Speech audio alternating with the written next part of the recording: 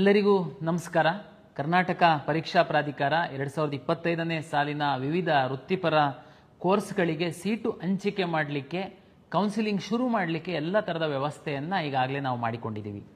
ತಮಗೆಲ್ಲ ಗೊತ್ತಿರುವಂತೆ ಈಗಾಗಲೇ ನಾವು ತಮಗೆ ವೆರಿಫಿಕೇಷನ್ ಸ್ಲಿಪ್ಪನ್ನು ಡೌನ್ಲೋಡ್ ಮಾಡೋದಕ್ಕೆ ಹೇಳಿದ್ವಿ. ಈಗಾಗಲೇ ಸಾಕಷ್ಟು ವಿದ್ಯಾರ್ಥಿಗಳು ವೆರಿಫಿಕೇಷನ್ ಸ್ಲಿಪ್ಪನ್ನು ಡೌನ್ಲೋಡ್ ಸಹ ಮಾಡಿಕೊಂಡಿದ್ದೀರಾ.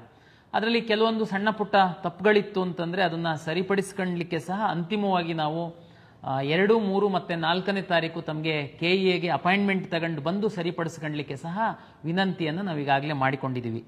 ಮುಂದುವರೆದು ನೀಟ್ ರಿಸಲ್ಟ್ ಬಂದಿದೆ. ಬಟ್ ನಿಮ್ಮ ವೆರಿಫಿಕೇಷನ್ ಸ್ಲಿಪ್ಪಲ್ಲಿ ನೀಟ್ ಪರೀಕ್ಷೆ ಬರೆದಂಥ ವಿದ್ಯಾರ್ಥಿಗಳ ರ್ಯಾಂಕು ಡಿಸ್ಪ್ಲೇ ಆಗಿಲ್ಲ ಅನ್ನುವಂಥದ್ದು ಕೆಲವು ಪೋಷಕರು ಕೇಳ್ತಾ ಇದ್ದೀರಾ. ತಮಗೆಲ್ಲ ಗೊತ್ತಿರುವಂತೆ ನ್ಯಾಷನಲ್ ಟೆಸ್ಟಿಂಗ್ ಏಜೆನ್ಸಿಯವರು ನೀಟ್ ಪರೀಕ್ಷೆಯನ್ನು ನಡೆಸ್ತಾರೆ.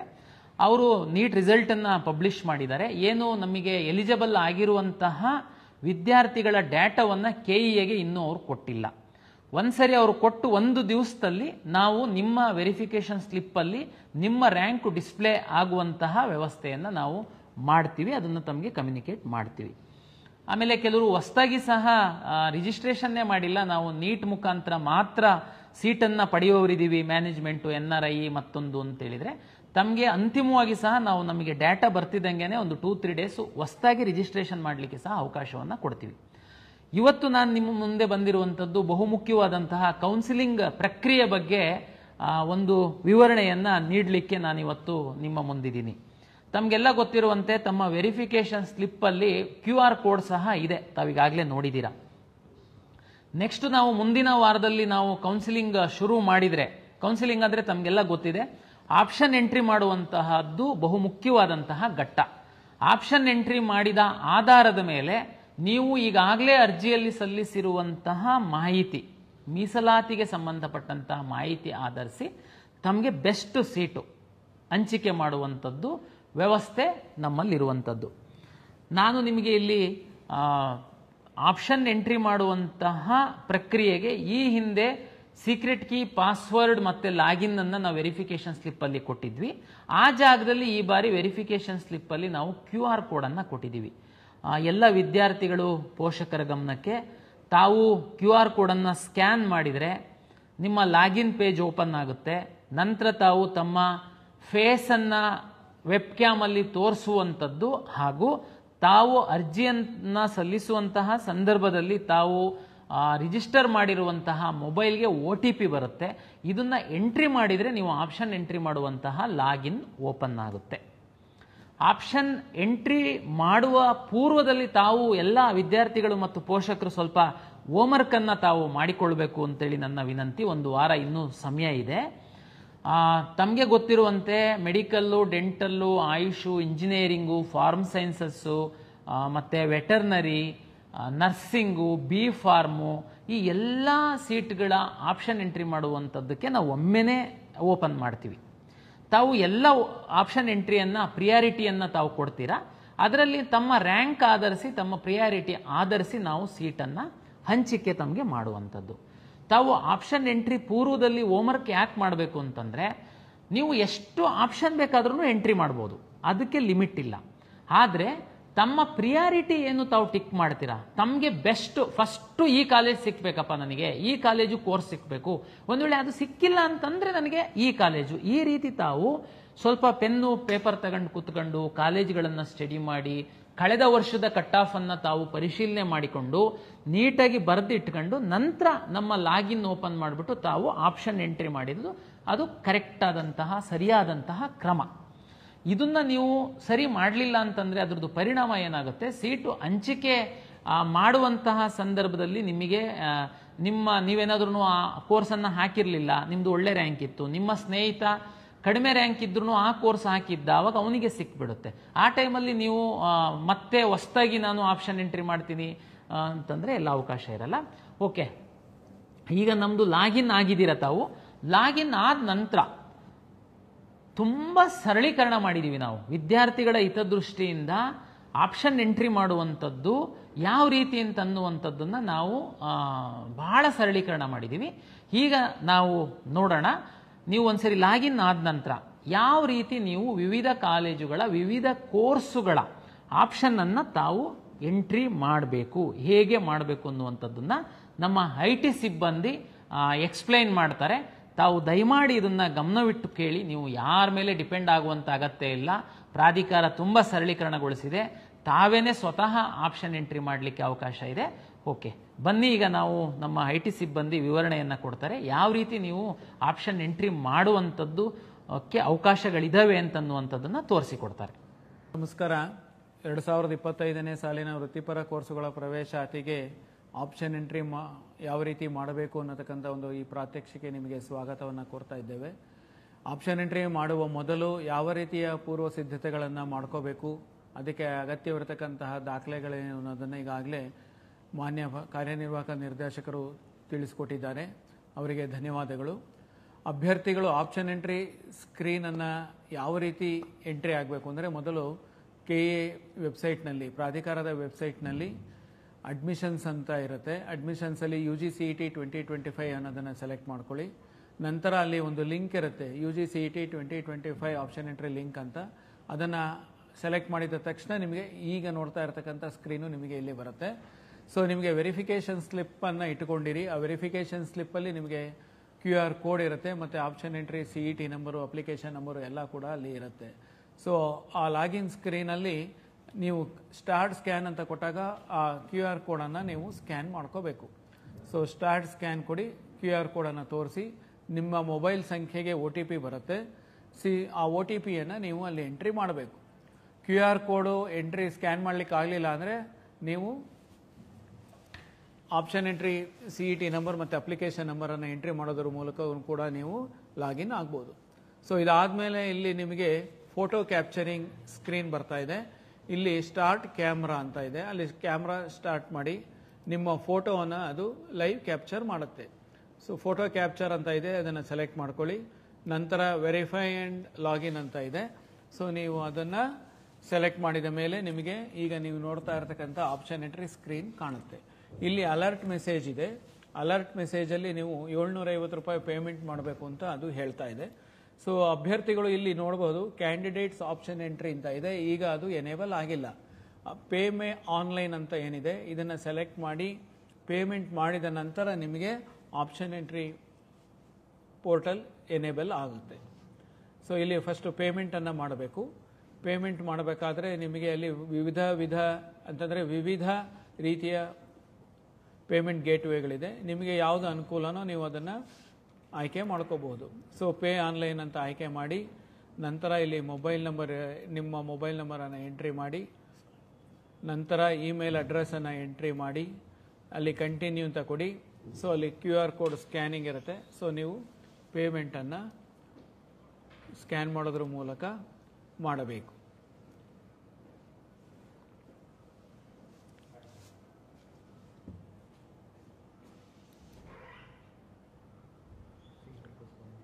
ಸೊ ಇಲ್ಲಿ ಟೆಸ್ಟಿಂಗಿಗೋಸ್ಕರ ಅಲ್ಲಿ ₹1 ಅಂತ ತೋರಿಸಿದೆ.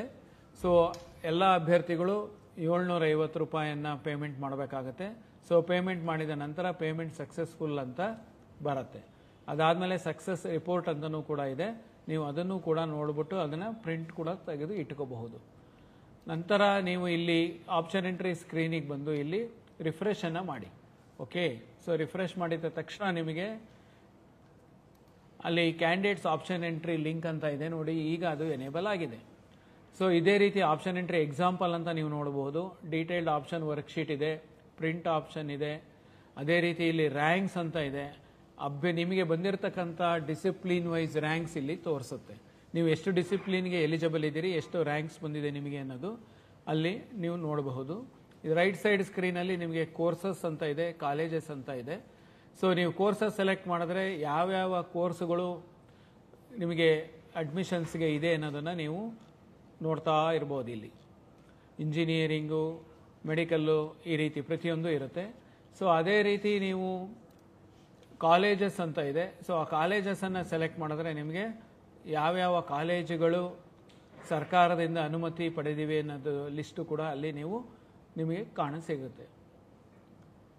List of colleges approved by the government for seat allotment, ಇದಿಷ್ಟು ಕೂಡ ನಿಮಗೆ ಅಲ್ಲಿ ಡಿಸ್ಪ್ಲೇ ಆಗುತ್ತೆ. ಡಿಸಿಪ್ಲಿನ್ ವೈಸ್ ಅದು ನಿಮಗೆ ತೋರಿಸುತ್ತೆ. ಸೊ ನಾವು it is showing medical college list. ಈಗ ಮೆಡಿಕಲ್ ಕಾಲೇಜ್ ಲಿಸ್ಟ್ ತೋರಿಸ್ತಾ ಇದೆ. ಸೊ ಇದೇ ರೀತಿ ನಿಮಗೆ ಡೆಂಟಲ್ ಕಾಲೇಜ್ ಲಿಸ್ಟ್ ಬರುತ್ತೆ, ಅದೇ ರೀತಿ ಆಯುಷ್ ಕಾಲೇಜು, ಅದೇ ರೀತಿ ನಿಮಗೆ ಯೋಗ ಆ್ಯಂಡ್ ನ್ಯಾಚುರೋಪತಿ ಮತ್ತು ಆರ್ಕಿಟೆಕ್ಚರ್, ಸೊ ಇಂಜಿನಿಯರಿಂಗ್, ಸೊ ಈ ರೀತಿ ಪ್ರತಿಯೊಂದು ಡಿಸಿಪ್ಲಿನಲ್ಲೂ ಕೂಡ ನಿಮಗೆ ಲಿಸ್ಟ್ ಬರುತ್ತೆ. ಇಲ್ಲಿ ಏನಪ್ಪ ಪ್ರಾಮುಖ್ಯವಾಗಿ ನೀವು ಗಮನಿಸಬೇಕು ಅಂತಂದರೆ, ಯಾವ ಕಾಲೇಜು ನೀವು ನೋಡ್ತಾ ಇದ್ದೀರಿ ಆ ಕಾಲೇಜಲ್ಲಿ ಪಕ್ಕದಲ್ಲಿ ನಿಮಗೆ ಕಾಲೇಜ್ ಇನ್ಫಾರ್ಮೇಷನ್ ಅಂತ ಇದೆ. ಇದನ್ನು ನೀವು ಕ್ಲಿಕ್ ಮಾಡಿದ್ರೆ ಆ ಕಾಲೇಜಿನ ಬಗ್ಗೆ ಮಾಹಿತಿ ಕೂಡ ನಿಮಗೆ ಅಲ್ಲಿ ಡಿಸ್ಪ್ಲೇ ಆಗುತ್ತೆ. ಕಾಲೇಜಿನ ಮಾಹಿತಿ ಕಾಲೇಜು ಪೋರ್ಟಲಲ್ಲಿ ಕಾಲೇಜಿನವರು ದಾಖಲಿಸಿರ್ತಾರೆ. ಕಾಲೇಜಿನವರು ದಾಖಲಿಸಿರ್ತಕ್ಕಂಥ ಮಾಹಿತಿಯನ್ನು ಅಲ್ಲಿ ಡಿಸ್ಪ್ಲೇ ಮಾಡ್ತೀವಿ. ಈಗ ಇಲ್ಲಿ ಕ್ಯಾಂಡಿಡೇಟ್ಸ್ ಆಪ್ಷನ್ ಎಂಟ್ರಿಗೆ ನಾವು ಮೊದಲು ಬರೋಣ. ಸೊ ಇದನ್ನು ಆಯ್ಕೆ ಮಾಡಿದ ನಂತರ ಇಲ್ಲಿ ನಿಮಗೆ ಒಂದು ಮೆಸೇಜ್ ಪಾಪಪ್ ಆಗುತ್ತೆ.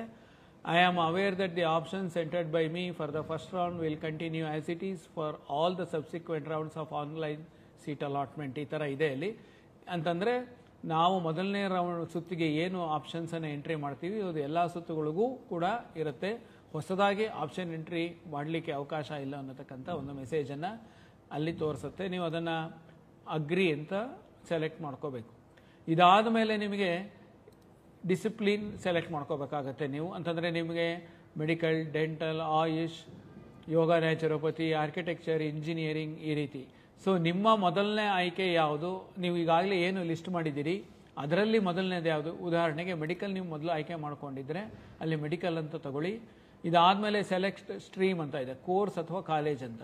ಸೊ ಕೋರ್ಸ್ ಸೆಲೆಕ್ಟ್ ಮಾಡಿದ್ರೆ ನಿಮಗೆ ಅಲ್ಲಿ ಇಲ್ಲಿ ಸೆಲೆಕ್ಟ್ ಕೋರ್ಸಲ್ಲಿ ಮೆಡಿಕಲ್ ಕಾಲೇಜಲ್ಲಿ ಏನೇನಿದೆ ಅಂತಂದರೆ MBBS government, MBBS NRI, MBBS others, MBBS private ಅಂತ. ಸೊ ಅದೇ ರೀತಿ ನೀವು ಕಾಲೇಜ್ ಸೆಲೆಕ್ಟ್ ಮಾಡಿದ್ರೆ ಲಿಸ್ಟ್ ಆಫ್ ಕಾಲೇಜಸ್ ಅಲ್ಲಿ ಬರುತ್ತೆ. So Bangalore medical college, Ambedkar medical college, Kempegowda medical college, medical sciences, MS Ramaiah, ಈ ರೀತಿ ಎಷ್ಟು ಕಾಲೇಜುಗಳಿದೆ, ಎಷ್ಟು ಅಪ್ರೂವ್ ಇದೆ ಅಷ್ಟೂ ಕೂಡ ಅಲ್ಲಿ ಡಿಸ್ಪ್ಲೇ ಆಗ್ತಾ ಇರುತ್ತೆ. ಸೊ ಮೊದಲು ನಿಮಗೆ ಕೋರ್ಸನ್ನು ನೀವು ಸೆಲೆಕ್ಟ್ ಮಾಡ್ಕೋತೀರಾ. ಕೋರ್ಸನ್ನು ಸೆಲೆಕ್ಟ್ ಮಾಡಿ ನೀವು MBBS ಗೌರ್ಮೆಂಟ್ ಅಂತ ಸೆಲೆಕ್ಟ್ ಮಾಡಿ. ಸೊ MBBS ಗೌರ್ಮೆಂಟ್ ಅಂತ ನೀವು ಸೆಲೆಕ್ಟ್ ಮಾಡಿದ್ರೆ ನಿಮಗೆ ಅಲ್ಲಿ ಎಷ್ಟು ಗೌರ್ಮೆಂಟ್ ಶೇರ್ ಆಫ್ ಸೀಟ್ಸ್ ಯಾವ್ಯಾವ ಕಾಲೇಜಲ್ಲಿದೆ ಅದರ ಕಾಲೇಜು ಮತ್ತು ಫೀಸ್ ಏನು ಅದು ಕೂಡ ಅಲ್ಲಿ ಡಿಸ್ಪ್ಲೇ ಆಗುತ್ತೆ. ಈಗ ESI ಮೆಡಿಕಲ್ ಕಾಲೇಜಲ್ಲಿ 1,10,100 ಅಂತ ಫೀಸ್ ಇದೆ. ಅದೇ ರೀತಿ Gulbarga institute of medical science 6,500 ಇದೆ. ಸೊ ಅದೇ ರೀತಿ ನೀವು ಪ್ರೈವೇಟ್ ಕಾಲೇಜಲ್ಲಿ ಗೌರ್ಮೆಂಟ್ ಸೀಟ್ ಅಂತಂದರೆ 1,54,321 ಫೀಸ್ ಅಂತ ಇರುತ್ತೆ. ಈ ರೀತಿ ಕಾಲೇಜು ಮತ್ತು ಫೀಸ್ ಎರಡೂ ಕೂಡ ಅಲ್ಲಿ ಡಿಸ್ಪ್ಲೇ ಆಗಿರುತ್ತೆ. ಸೊ ಈಗ ನೀವು ಲಿಸ್ಟಲ್ಲಿ ನಿಮ್ಮದು ಮೊದಲನೇ ಆಪ್ಷನ್ ಏನಿದೆ, ಫಾರ್ ಎಕ್ಸಾಂಪಲ್ ನೀವು ಬ್ಯಾಂಗ್ಳೂರ್ ಮೆಡಿಕಲ್ ಕಾಲೇಜ್ ಅಂತ ನಿಮ್ಮ ಮೊದಲನೇ ಆಪ್ಷನ್ ಇದ್ದರೆ ಅಲ್ಲಿ 1 ಅಂತ ಟೈಪ್ ಮಾಡಬೇಕು. Next Mysuru medical college second ಅಂತ ನೀವು ಸೆಲೆಕ್ಟ್ ಮಾಡಿದರೆ ಅಲ್ಲಿ 2 ಅಂತ ಟೈಪ್ ಮಾಡಿ.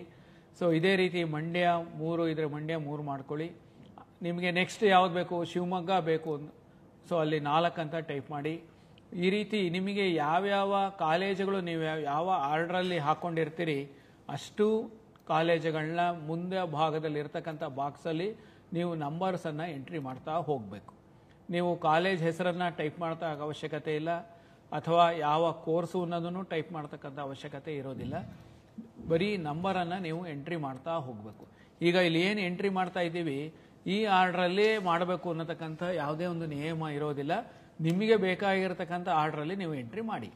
ಸೊ ಈ ಪ್ರತಿ ಒಂದು 5 ಅಥವಾ 10 ಎಂಟ್ರಿ ಮಾಡಿದ ನಂತರ ನೀವು ಇಲ್ಲಿ ಸೇವ್ ಅಂಡ್ ಸಬ್ಮಿಟ್ ಅಂತ ಇದೆ, ಇದನ್ನು ಸೆಲೆಕ್ಟ್ ಮಾಡ್ಕೊಳ್ಳಿ. ಸೇವ್ ಅಂಡ್ ಸಬ್ಮಿಟ್ ಸೆಲೆಕ್ಟ್ ಮಾಡಿದ ತಕ್ಷಣ ನಿಮಗೆ ನೀವು ಏನು ಎಂಟ್ರಿ ಮಾಡಿರ್ತೀರಿ ಅದು ನಿಮಗೆ ರೈಟ್ ಸೈಡ್ ಸ್ಕ್ರೀನಲ್ಲಿ ನಿಮಗೆ ಪ್ರಿಯಾರಿಟಿ ವೈಸ್ ಡಿಸ್ಪ್ಲೇ ಆಗ್ತಾ ಇರುತ್ತೆ. ಸೊ ಇದಾದ ನಂತರ ನೀವು ಫಸ್ಟ್ ನೆಕ್ಸ್ಟ್ ಇನ್ಯಾವುದು ಎಂಟ್ರಿ ಮಾಡಬೇಕು ಅದನ್ನು ನೀವು ಆ ನಂಬರ್ಗಳನ್ನ ಆ ಆಪ್ಷನ್ಸನ್ನು ಎಂಟ್ರಿ ಮಾಡ್ತಾ ಹೋಗ್ಬೋದು. ಈ ರೀತಿ ಮೆಡಿಕಲಲ್ಲಿ ನಿಮಗೆ ಎಷ್ಟು ಕಾಲೇಜ್ ಇದೆ ಅಷ್ಟೂ ಕಾಲೇಜುಗಳು ಬೇಕು ನಿಮಗೆ ಅನಿಸಿದ್ರೆ ನೀವು ಅಷ್ಟೂ ಕಾಲೇಜನ್ನು ಎಂಟ್ರಿ ಮಾಡಬಹುದು. ಇಷ್ಟೇ ಮಾಡಬೇಕು ಅನ್ನತಕ್ಕಂಥ ರೂಲ್ಸ್ ಇರೋದಿಲ್ಲ. ಸೊ ನಿಮಗೆ ಮೊದಲು ಮೆಡಿಕಲ್ ಸೀಟುಗಳಲ್ಲಿ ನಿಮಗೆ ಗೌರ್ಮೆಂಟ್ ಕಾಲೇಜ್ ಫಸ್ಟ್ ಬೇಕು, ಗೌರ್ಮೆಂಟ್ ಕಾಲೇಜ್ ಹಾಕ್ಕೊಳ್ಳಿ, ಅಥವಾ ಗೌರ್ಮೆಂಟ್ ಸೀಟ್ ಮೊದಲು ಬೇಕು ಅಂದರೆ ನೀವು ಗೌರ್ಮೆಂಟ್ ಸೀಟನ್ನು ಹಾಕೋಬೋದು. ಸೊ ಈ ರೀತಿ ಎಲ್ಲ ಕಾಲೇಜುಗಳಿಗೂ ನೀವು ಎಂಟ್ರಿ ಮಾಡಿದ ನಂತರ ನೀವು ಅಲ್ಲಿ ಸೇವ್ ಅಂಡ್ ಸಬ್ಮಿಟ್ ಅಂತ ಬಟನ್ ಇದೆ, ಆ ಸೇವ್ ಅಂಡ್ ಸಬ್ಮಿಟ್ ಬಟನನ್ನು ಸೆಲೆಕ್ಟ್ ಮಾಡ್ಕೊಳ್ಳಿ. ಸೊ ಮತ್ತೆ ನಿಮಗೆ ಇಲ್ಲಿ ಅಪ್ಡೇಟ್ ಆಗುತ್ತೆ. ಇನ್ಯಾವುದು ಆಪ್ಷನ್ಸ್ ಇಲ್ಲಿ ಯಾವುದು ನೀವು ಎಂಟ್ರಿ ಮಾಡಿಲ್ಲ ಅದು ಕೂಡ ನಿಮಗೆ ಲೆಫ್ಟ್ ಸೈಡ್ ಸ್ಕ್ರೀನಲ್ಲಿ ತೋರಿಸ್ತಾ ಇರುತ್ತೆ. ಸೊ ನಿಮಗೆ ಯಾವ ಪ್ರಿಯಾರಿಟಿಯಲ್ಲಿ ಆಪ್ಷನ್ ಬೇಕು ಅನ್ನೋದನ್ನು ನೀವು ಎಂಟ್ರಿ ಮಾಡ್ತಾ ಇರ್ಬೋದು. ಈ ರೈಟ್ ಸೈಡ್ ಸ್ಕ್ರೀನಲ್ಲಿ ನೀವು ನೋಡ್ಬೋದು the options entered by the candidate in the order of priority wise ಅದು ತೋರಿಸ್ತಾ ಇರುತ್ತೆ. ಸೊ ನೆಕ್ಸ್ಟ್ ನಿಮಗೆ ಇಲ್ಲಿ ಈಸ್ಟ್ ಪಾಯಿಂಟ್ ಕಾಲೇಜ್ ಅಂತ ಇದೆ. ಸೊ ನೀವು ಅದು ಬೇಕು ಅಂತಂದರೆ ನೆಕ್ಸ್ಟ್ ನಂಬರನ್ನು ಹಾಕ್ಕೊಳ್ಳಿ. ಸೊ ಅದೇ ರೀತಿ ಸಿದ್ಧಗಂಗಾ, ನಿಮಗೆ ಯಾವ ರೀತಿ ಬೇಕು ನೀವು ಆ ರೀತಿ ಆಪ್ಷನ್ಸನ್ನು ಎಂಟ್ರಿ ಮಾಡಬಹುದು. ಓಕೆ, ಸೊ ಈ ರೀತಿ ನೀವು ಎಂಟ್ರಿ ಮಾಡ್ತಾ ಮಾಡ್ತಾ ಅಲ್ಲಿ ಸೇವ್ ಅಂಡ್ ಸಬ್ಮಿಟ್ ಅಂತ ಬಟನ್ ಇದೆ. ಆ ಸೇವ್ ಅಂಡ್ ಸಬ್ಮಿಟ್ ಬಟನನ್ನು ಸೆಲೆಕ್ಟ್ ಮಾಡ್ತಾ ಇದ್ದರೆ ನೀವು ರೈಟ್ ಸೈಡ್ ಸ್ಕ್ರೀನಲ್ಲಿ ನೋಡ್ಬೋದು. ಈಗ ನೀವು ಮೆಡಿಕಲ್ ಎಲ್ಲ ಕಾಲೇಜುಗಳು ಆಪ್ಷನ್ಸನ್ನು ಮುಗಿಸಿದ್ದೀರಾ, ನನಗೆ ಮೆಡಿಕಲ್ ನಾನು ಈಗ ಇಷ್ಟು ಸಾಕು, ನನಗೆ ನೆಕ್ಸ್ಟ್ ನಾನು ಪ್ರೈವೇಟ್ ಸೀಟ್ ಬೇಕು ನನಗೆ ಅಂತಂದರೆ ಅಲ್ಲಿ MBBS ಪ್ರೈವೇಟ್ ಅಂತ ಇದೆ. ಸೊ MBBS ಪ್ರೈವೇಟ್ ಸೆಲೆಕ್ಟ್ ಮಾಡಿದ್ರೆ ತಿರ್ಗಾ ಈಗ ಡಿಸ್ಪ್ಲೇ ಆಗುತ್ತೆ. ಸೊ ಆ ಡಿಸ್ಪ್ಲೇ ಆಗಿದ ತಕ್ಷಣ ನೀವು ಆ ಪ್ರಿಯಾರಿಟಿ ನಂಬರನ್ನು ಎಂಟ್ರಿ ಮಾಡ್ಕೋಬಹುದು. ಸೊ ಈಗ ಅಲ್ಲಿ 21 ಆಗಿದೆ. ಸೊ ನೆಕ್ಸ್ಟ್ ನಿಮ್ಗೆ ಯಾವ್ದು ಬೇಕು, ಅಂಬೇಡ್ಕರ್ ಮೆಡಿಕಲ್ ಕಾಲೇಜ್ 22 ಅಂದರೆ 22 ಸೆಲೆಕ್ಟ್ ಮಾಡ್ಕೊಳ್ಳಿ. ನೆಕ್ಸ್ಟು ಕಿಮ್ಸಲ್ಲಿ 23 ಇದೆ, ನೆಕ್ಸ್ಟು 24. ಈ ರೀತಿ ನಿಮಗೆ ಪ್ರಿಯಾರಿಟಿ ನಂಬರ್ ನೀವೇನು ಎಂಟ್ರಿ ರೆಡಿ ಇಟ್ಕೊಂಡಿರ್ತೀರಿ ಆ ಪ್ರಿಯಾರಿಟಿ ನಂಬರನ್ನು ಅಲ್ಲಿ ದಾಖಲಿಸ್ತಾ ಹೋಗಬೇಕು. ಸೊ ಪ್ರಿಯಾರಿಟಿ ನಂಬರ್ ನೀವು ಆ ಬಾಕ್ಸಲ್ಲಿ ಎಂಟ್ರಿ ಮಾಡಬೇಕು. ನಂತರ ಸೇವ್ ಅಂಡ್ ಸಬ್ಮಿಟ್ ಬಟನನ್ನು ಮಾಡಬೇಕು. ಇದಾದಮೇಲೆ ನಿಮಗೆ MBBS ಅಲ್ಲೇ ನಿಮಗೆ ಇನ್ನೂ 2 ಕೋರ್ಸಸ್ ಇರ್ತದೆ, ಅನ್ನೋದು 2 ವರ್ಗ ಇರುತ್ತೆ, NRI ಮತ್ತು ಅದರ್ಸ್ ಅಂತ. ಸೊ NRI ಬೇಕು ಅಂತಂದರೆ ನೀವು NRI ಕೋರ್ಸನ್ನು ಸೆಲೆಕ್ಟ್ ಮಾಡ್ಕೊಳ್ಳಿ. ಕಾಲೇಜು ಮತ್ತು ಫೀಸ್ ಬರುತ್ತೆ. ಅದೇ ರೀತಿ ನಿಮ್ಗೆ MBBS ಅದರ್ಸ್ ಅಂತ ಇದೆ, ಮ್ಯಾನೇಜ್ಮೆಂಟ್ ಸೀಟ್ ಅಂತ, ಆಡಳಿತ ಮಂಡಳಿ ಸೀಟ್ ಅಂತ ಹೇಳ್ತಾರೆ, ಅದು ಕೂಡ ನಿಮಗೆ ಅಲ್ಲಿ ಡಿಸ್ಪ್ಲೇ ಆಗುತ್ತೆ. ನಿಮಗೆ ಆಸಕ್ತಿ ಇದ್ದರೆ ನೀವು ಆ ಆಪ್ಷನ್ಸ್ಗಳನ್ನ ಕೂಡ ನೀವು ದಾಖಲಿಸ್ಬೋದು. ಫೀ ಸ್ಟ್ರಕ್ಚರ್ ಕೊಟ್ಟಿದ್ದಾರೆ, ಆ ಫೀ ಸ್ಟ್ರಕ್ಚರನ್ನು ನೋಡ್ಕೊಳ್ಳಿ. ಸೊ ಇದಾದ ನಂತರ ನೀವು ಮೆಡಿಕಲ್ ಆದಮೇಲೆ ನನಗೆ ಡೆಂಟಲ್ ಬೇಕಾ ಅಥವಾ ಆಯುಷ್ ಬೇಕಾ ಅಥವಾ ಯೋಗ ಬೇಕಾ ಅಥವಾ ಇಂಜಿನಿಯರಿಂಗ್ ಬೇಕಾ, ನೀವು ಅದನ್ನು ಆಯ್ಕೆ ಮಾಡ್ಕೊಳ್ಳಿ. ಸೊ ನೆಕ್ಸ್ಟ್ ಡಿಸಿಪ್ಲಿನ್ ನಿಮ್ಗೆ ಇಂಜಿನಿಯರಿಂಗ್ ಬೇಕು ಅಂತಂದರೆ ಇದಾದಮೇಲೆ ನೀವು ಇಂಜಿನಿಯರಿಂಗನ್ನು ಕಂಟಿನ್ಯೂ ಮಾಡ್ಬೋದು. ಇಲ್ಲೂ ಕೂಡ ಕೋರ್ಸನ್ನು ಸೆಲೆಕ್ಟ್ ಮಾಡ್ಕೋಬೋದು, ಕಾಲೇಜನ್ನು ಕೂಡ ನೀವು ಸೆಲೆಕ್ಟ್ ಮಾಡ್ಕೋಬಹುದು. ಸೊ ಯಾವ ಕಾಲೇಜ್ ಬೇಕು ಅನ್ನೋದು ಅಲ್ಲಿ ಬರುತ್ತೆ. ಆ ಕಾಲೇಜನ್ನು ಸೆಲೆಕ್ಟ್ ಮಾಡಿದಾಗ ಆ ಕಾಲೇಜಲ್ಲಿ ಏನು ಕೋರ್ಸ್ಗಳಿದೆ ಅನ್ನೋದು ನಿಮಗೆ ಇಲ್ಲಿ ಬರುತ್ತೆ. ಈಗ university Visvesvaraya UVCE Bangalore select ಮಾಡಿದ್ದೀರಾ. ಇದರಲ್ಲಿ ನಿಮಗೆ ಆರ್ಟಿಫಿಷಿಯಲ್ ಇಂಟೆಲಿಜೆನ್ಸ್ ಇದೆ, civil engineering, computer science engineering, electrical, electronics and communication, ಈ ರೀತಿ ಆ ಕಾಲೇಜಲ್ಲಿ ಇರತಕ್ಕಂಥ ಕೋರ್ಸ್ಗಳು ಡಿಸ್ಪ್ಲೇ ಆಗುತ್ತೆ. ಸೊ ನಿಮಗೆ ಯಾವ ಕೋರ್ಸ್ ಬೇಕು ಅನ್ನೋದನ್ನು ನೀವು ಆಯ್ಕೆ ಮಾಡಿರ್ತೀರಿ. ಸೊ ನೆಕ್ಸ್ಟ್ ಪ್ರಿಯಾರಿಟಿ ನಂಬರನ್ನು ನೀವು ಅಲ್ಲಿ ಎಂಟ್ರಿ ಮಾಡಬೇಕು. ಫಾರ್ ಎಕ್ಸಾಂಪಲ್ ನಿಮಗೆ ಕಂಪ್ಯೂಟರ್ ಸೈನ್ಸ್ UVCE ಅಂತಂದರೆ ನೆಕ್ಸ್ಟ್ ನಂಬರ್ ಈಸ್ 29. ಸೊ ಈ ನೆಕ್ಸ್ಟ್ ಈಸ್ ಎಲೆಕ್ಟ್ರಾನಿಕ್ಸ್ 30. ಸೊ ಇವೆರಡೇ ಸಾಕು ನನಗೆ, ಇಲ್ಲ ನಾನು ಇನ್ನೂ ಒಂದು ಬೇರೆ ಕಾಲೇಜಲ್ಲಿ ಎಗೈನ್ ನಾನು ಕಂಪ್ಯೂಟರ್ ಸೈನ್ಸೇ ತಗೋತೀನಿ ಅಂತಂದರೆ ನಿಮ್ಗೆ ಯಾವ ಕಾಲೇಜ್ ಬೇಕು ಆ ಕಾಲೇಜನ್ನು ಸೆಲೆಕ್ಟ್ ಮಾಡ್ಕೊಳ್ಳಿ. ಸೊ BMS ಕಾಲೇಜ್, ಪ್ರತಿಯೊಂದು ಕಾಲೇಜು ಇರುತ್ತೆ ನೋಡಿ, Ambedkar, RV, Ramaiah, order by college code ಇರುತ್ತೆ. ನಿಮಗೆ ಯಾವ ಆರ್ಡ್ರಲ್ಲಿ ಬೇಕು ಆ ಕಾಲೇಜನ್ನು ನೀವು ಸೆಲೆಕ್ಟ್ ಮಾಡ್ಕೋಬಹುದು. ಸೊ ಆ ಕಾಲೇಜನ್ನು ಸೆಲೆಕ್ಟ್ ಮಾಡಿದ ತಕ್ಷಣ ನಿಮಗೆ ಅಲ್ಲಿ ಇರತಕ್ಕಂಥ ಕೋರ್ಸ್ಗಳು ಡಿಸ್ಪ್ಲೇ ಆಗುತ್ತೆ. ನೀವು ಆ ಕೋರ್ಸ್ ಮುಂದೆ ನಿಮಗೆ ಯಾವುದು ಬೇಕು ಆ ಪ್ರಿಯಾರಿಟಿ ನಂಬರನ್ನು ನೀವು ಎಂಟ್ರಿ ಮಾಡಿ. ಪ್ರಿಯಾರಿಟಿ ನಂಬರ್ ಎಂಟ್ರಿ ಮಾಡಿ ನಂತರ ಸೇವ್ ಅಂಡ್ ಸಬ್ಮಿಟ್ ಬಟನನ್ನು ನೀವು ಆಯ್ಕೆ ಮಾಡ್ಕೋಬೇಕು. ಸೊ ಇದಾದ ನಂತರ ನಿಮಗೆ ಈ ಪ್ರಿಯಾರಿಟಿ ನಂಬರ್ ವೈಸ್ ಏನಿದೆ ಅದು ಈಗಾಗಲೇ ಹೇಳಿದ್ದೀನಿ, ಅದೇ ರೀತಿ ನಿಮಗೆ ಅಲ್ಲಿ ಡಿಸ್ಪ್ಲೇ ಆಗ್ತಾ ಇರುತ್ತೆ. ಸೊ ನೆಕ್ಸ್ಟ್ ನಿಮಗೆ ಇಂಜಿನಿಯರಿಂಗು ನಾನು ಒಂದು 100 ಕಾಲೇಜ್ ಮಾಡಿದ್ದೀನಿ ಅಥವಾ ಒಂದು 10 ಕಾಲೇಜ್ ಮಾಡಿದ್ದೀನಿ. ಸೊ ನಂದು ನೆಕ್ಸ್ಟು ಅಕಸ್ಮಾತ್ ನನಗೆ ಇಂಜಿನಿಯರಿಂಗು ಸಿಕ್ಕಲಿಲ್ಲ, ಮೆಡಿಕಲ್ಲು ಸಿಕ್ಕಲಿಲ್ಲ, ನೆಕ್ಸ್ಟ್ ಆಪ್ಷನ್ ಅಂದೇನು, ಡೆಂಟಲ್ ಮಾಡ್ತೀನಾ, ಆಯುಷ್ ಮಾಡ್ತೀನಾ ಅಥವಾ ನ್ಯಾಚುರೋಪತಿ ಮಾಡ್ತೀನಾ, I am interested in agriculture, food science, nursing, veterinary. So ಈ ರೀತಿ ನೀವು ಆಯ್ಕೆ ಮಾಡ್ಕೋಬೋದು. ಸೊ ವೆಟ್ರನರಿ ಕೋರ್ಸ್ಗಳನ್ನ ಕಾಲೇಜನ್ನು ನೀವು ಆಯ್ಕೆ ಮಾಡಿದರೆ ಅಲ್ಲಿ ನಿಮಗೆ ಅದು ಡಿಸ್ಪ್ಲೇ ಆಗುತ್ತೆ. ಸೊ ನೆಕ್ಸ್ಟ್ ನಮ್ಮ ನಂಬರ್ ಏನಿದೆ ಆ ಪ್ರಿಯಾರಿಟಿ ನಂಬರನ್ನು ನೀವು ಎಂಟ್ರಿ ಮಾಡ್ತಾ ಹೋಗ್ಬೋದು. ಸೊ ಎಂಟ್ರಿ ಮಾಡಿ ಸೇವ್ ಅಂಡ್ ಸಬ್ಮಿಟ್ ಅಂತ ಇರುತ್ತೆ, ಸೇವ್ ಅಂಡ್ ಸಬ್ಮಿಟ್ ಮಾಡ್ಕೊಳ್ಳಿ. ದೆನ್ ಮತ್ತೆ ನೀವು ಬೇರೆ ಎಂಟ್ರಿ ಮಾಡ್ಕೋಬೇಕು ಅಂತಂದರೆ ನಿಮಗೆ ಯಾವುದು ಇಷ್ಟ ಇದೆ. ಈಗ ಇಲ್ಲಿ ವೆಟ್ರನರಿ ಸೆಲೆಕ್ಟ್ ಮಾಡಿದ್ದೀನಿ. ಸೊ ವೆಟ್ರನರಿ ಕಾಲೇಜುಗಳು ಬರ್ತಾ ಇದೆ. ಆ ವೆಟ್ರನರಿ ಕಾಲೇಜಿನ ಮುಂದೆ ನಿಮಗೆ ಯಾವುದು ಬೇಕು ಆ ನಂಬರನ್ನು ಎಂಟ್ರಿ ಮಾಡ್ತಾ ಹೋಗಿ. ಸೊ ಇಷ್ಟೇ ಮಾಡಬೇಕು, ಇಷ್ಟೇ ಆರ್ಡ್ರಲ್ಲಿ ಇರಬೇಕು ಅನ್ನತಕ್ಕಂಥ ಏನೂ ಇಲ್ಲ. ಈಗ ನಾನು ನಿಮಗೆ ತೋರಿಸ್ತಾ ಇರ್ತಕ್ಕಂಥದ್ದು ಬರೀ ನಂಬರ್ಸ್ ಅಷ್ಟೇ. ಯಾವ ರೀತಿ ನಂಬರ್ಸನ್ನು ನೀವು ಎಂಟ್ರಿ ಮಾಡಬೇಕು ಅನ್ನೋದನ್ನು ಮಾತ್ರ ಇಲ್ಲಿ ನೀವು ನೋಡ್ತಾ ಇದ್ದೀರಿ. ಸೊ ಎಂಟ್ರಿ ಮಾಡಿದ ಮೇಲೆ ನೀವು ಸೇವ್ ಅಂಡ್ ಸಬ್ಮಿಟ್ ಮಾಡಿ. ಸೇವ್ ಅಂಡ್ ಸಬ್ಮಿಟ್ ಮಾಡಿದ ಮೇಲೆ ನಿಮಗೆ ರೈಟ್ ಸೈಡ್ ಸ್ಕ್ರೀನಲ್ಲಿ ಬರುತ್ತೆ. ಸೊ ಈ ರೀತಿ ನೀವು ಒಂದು 200 ಆಪ್ಷನ್ ಸೆಲೆಕ್ಟ್ ಮಾಡಿದರೆ ಆ 200 ಒಂದು 3-4 ಡಿಸಿಪ್ಲಿನ್ ಸೇರಿ ಇದ್ದರೆ ಅಷ್ಟು ಡಿಸಿಪ್ಲಿನ್ 200 ಆಪ್ಷನ್ಸನ್ನು ಎಂಟ್ರಿ ಮಾಡಿ ಪ್ರತಿ 5 ಅಥವಾ 10 ಆಪ್ಷನ್ಸ್ಗೆ ಸೇವ್ ಅಂಡ್ ಸಬ್ಮಿಟ್ ಬಟನನ್ನು ಯೂಸ್ ಮಾಡಿ. ಎಲ್ಲ ಮುಗಿದ ನಂತರ ನಿಮಗೆ ಇಲ್ಲಿ ಡೌನ್ಲೋಡ್ ಆಪ್ಷನ್ ಎಂಟ್ರಿ ರಿಪೋರ್ಟ್ ಅಂತ ಕಾಣ್ತಾ ಇದೆ ಮತ್ತು ಅಪ್ಡೇಟ್ ಅಂತ ಕಾಣ್ತಾ ಇದೆ. ಈ ಅಪ್ಡೇಟ್ ಏನಪ್ಪ ಅಂತಂದರೆ, ಫಾರ್ ಎಕ್ಸಾಂಪಲ್ ನಿಮಗೆ 6ನೇ ಸೀರಿಯಲ್ ನಂಬರ್ ಇರ್ತಕ್ಕಂಥದ್ದು ಪ್ರಿಯಾರಿಟಿ ನಂಬರ್ ಇರೋದು ನಿಮಗೆ ಬೇಡ ಅನಿಸಿದ್ರೆ ನೀವೇನು ಮಾಡ್ಬೋದು, ಅದನ್ನು ಮಾಡಿಫೈ ಮಾಡ್ಬೋದು. ಅದನ್ನು ತಗೊಂಡು ನಾನು ಲಾಸ್ಟ್ಗೆ ಹಾಕ್ತೀನಿ ಅಂತಂದರೆ ಆ ಲಾಸ್ಟ್ ನಂಬರ್ ಏನಿದೆ ನೀವು ಎಂಟ್ರಿ ಮಾಡಿ ಅಲ್ಲಿ ಅಪ್ಡೇಟ್ ಅಂತ ಕೊಟ್ಟರೆ ಅದು ನಿಮಗೆ ರೀಆರ್ಡರ್ ಆಗಿ ಹೋಗಿ ಲಾಸ್ಟಲ್ಲಿ ಕೂತ್ಕೊಳ್ಳುತ್ತೆ. ಸೊ ಈಗ ನೀವು ಇಲ್ಲಿ ನೋಡ್ಬೋದು, ಈಗ ಏನು ಲಾಸ್ಟ್ ನಂಬರ್ ಎಂಟ್ರಿ ಆಗಿರುತ್ತೆ ಅದು ನಿಮಗೆ ಅಲ್ಲಿ ಬಂದಿರುತ್ತೆ. ಸೊ ಅದೇ ರೀತಿ ನಿಮಗೆ ಈಗ ನನಗೆ 38ನೇ ಆಪ್ಷನ್ ಬೇಕಿಲ್ಲ, ನಾನು ಅದನ್ನು ಡಿಲೀಟ್ ಮಾಡಬೇಕು ಅಂದರೆ ನೀವು ಅಲ್ಲಿ ಕರ್ಸರ್ ಇಟ್ಬಿಟ್ಟು 0 ಅಂತ ಪ್ರೆಸ್ ಮಾಡಿ ಅಪ್ಡೇಟ್ ಅಂತ ಕೊಟ್ಟರೆ ನಿಮಗೆ ಅದು ಆಪ್ಷನ್ ಎಂಟ್ರಿ ಲಿಸ್ಟಿಂದ ಡಿಲೀಟ್ ಆಗುತ್ತೆ. ಡಿಲೀಟ್ ಆಗಿಬಿಟ್ಟು ಲೆಫ್ಟ್ ಸೈಡ್ ಸ್ಕ್ರೀನ್ ಏನಿದೆ ಅಲ್ಲಿ ಬಂದು ಮೊದಲಿನ ಪೊಸಿಷನಲ್ಲಿ ಕೂತ್ಕೊಳ್ಳುತ್ತೆ. ಸೊ ಈಗ ನೆಕ್ಸ್ಟು ನಿಮಗೆ ಡೌನ್ಲೋಡ್ ಆಪ್ಷನ್ ಎಂಟ್ರಿ ರಿಪೋರ್ಟ್ ಅಂತ ಇದೆ. ಇದನ್ನು ಸೆಲೆಕ್ಟ್ ಮಾಡಿದಾಗ ನೀವು ಎಷ್ಟು ಕಾಲೇಜ್ ಎಂಟ್ರಿ ಮಾಡಿದ್ದೀರಾ, ಯಾವ ಆರ್ಡ್ರಲ್ಲಿ ಮಾಡಿದ್ದೀರಾ, ಯಾವ ಟೈಮಲ್ಲಿ ಮಾಡಿದ್ದೀರಾ ಅನ್ನೋದನ್ನು ನಿಮಗೆ ಲಿಸ್ಟು ಇಲ್ಲಿ ಡಿಸ್ಪ್ಲೇ ಆಗುತ್ತೆ. ಇದಾದಮೇಲೆ ನೀವು ಇಲ್ಲಿ ಲಾಸ್ಟಲ್ಲಿ ನೋಡ್ಬೋದು ನೀವು ಯಾವ್ಯಾವ ಪ್ರಿಯಾರಿಟಿ ನಂಬರ್ ಎಂಟ್ರಿ ಮಾಡಿಲ್ಲ. ಸೊ ಈ ಪ್ರಿಯಾರಿಟಿ ನಂಬರ್ಗಳು ಈ ಲಿಸ್ಟ್ನಲ್ಲಿ ಇಲ್ಲ ಅನ್ನೋದು ಕೂಡ ನಿಮಗೆ ಅಲ್ಲಿ ತೋರಿಸ್ತಾ ಇದೆ.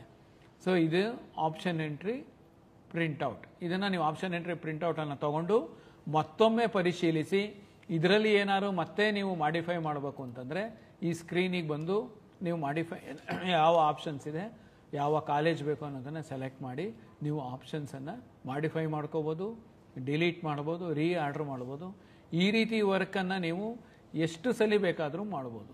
ಶೆಡ್ಯೂಲ್ ಡೇಟ್ಸ್ ಏನಿದೆ ಆ ಡೇಟಿನ ಒಳಗಾಗಿ ಅಂತಂದರೆ ನಿಗದಿತ ದಿನಾಂಕದ ಒಳಗಾಗಿ ಎಷ್ಟು ಸಲ ಬೇಕಾದ್ರೂ ನೀವು ಲಾಗಿನ್ ಆದ ನಂತರ ನೀವು ಆಪ್ಷನ್ಸ್ ಎಂಟ್ರಿ ಪೋರ್ಟಲನ್ನು ನೋಡಿ ಪರಿಶೀಲಿಸ್ಕೊಂಡು ನೀವು ಆಪ್ಷನ್ಸನ್ನು ಮಾಡಿಫೈ ಮಾಡ್ಕೊಳ್ಳಿ, ಎಂಟ್ರಿ ಮಾಡ್ಕೊಳ್ಳಿ. ಇದಕ್ಕೆ ಆಪ್ಷನ್ ಎಂಟ್ರಿ ಅಂತ ನಿಮಗೆ ಕರೀತಾರೆ. ಸೊ ಈ ಆಪ್ಷನ್ ಎಂಟ್ರಿ ಮಾಡೋದಕ್ಕಿಂತ ಮುಂಚೆ ಈಗಾಗಲೇ ಹೇಳಿದ ಹಾಗೆ ಒಂದು ಲಿಸ್ಟ್ ಆಫ್ ಕಾಲೇಜಸನ್ನು ಮಾಡ್ಕೊಳ್ಳಿ, ಕೋರ್ಸನ್ನು ಮಾಡ್ಕೊಳ್ಳಿ. ಇದಾದ ಮೇಲೆ ನೀವು ಆ ಲಿಸ್ಟನ್ನು just transfer into that particular college and the courses. So ಇದಾದಮೇಲೆ ನಿಮಗೆ ಅಲ್ಲಿ ಲಾಗೌಟ್ ಬಟನ್ ಅಂತ ಇದೆ. ಆ ಲಾಗೌಟ್ ಬಟನನ್ನು ನೀವು ಸೆಲೆಕ್ಟ್ ಮಾಡಿದ್ರೆ ಲಾಗೌಟ್ ಆಗುತ್ತೆ.